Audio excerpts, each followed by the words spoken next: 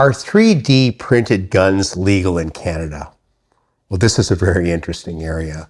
So if you have a particular CAD file of printing technology, you can make physical objects. And one of these particular files allows a person to make a gun, essentially. It could be out of plastic parts, and it's illegal in Canada. So it's possession of a firearm without a license. You clearly cannot have that. You could be charged with manufacturing a firearm.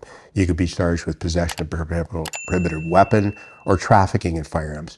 And it's a really sketchy area as to whether you're allowed to even possess the technology for this. I understand there's new laws going into effect, so that's a bit of a gray area right now.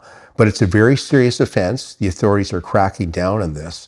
And these are very dangerous weapons in any event, because I've heard and seen online that, depending on the technology, these weapons can break or explode if they're not done properly, but they're illegal in any event. So these are very serious. It can attract lengthy jail terms, depending on whether you're trafficking or manufacturing or possession, and especially if it's being used in a particular crime. So the bottom line is any gun made of 3D print technology is illegal in Canada. The manufacturing is illegal.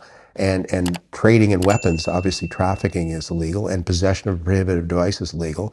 And now if you even have the technology, that's a particular gray area that potentially you could get charged with as well. So what's the message from this?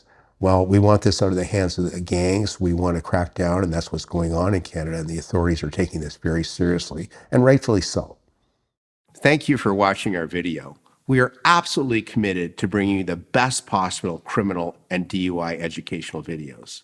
If you found this video helpful, please like it and subscribe to our YouTube channel. If you've been charged with a criminal offense in Ontario and require our services, please click on the link in the description below.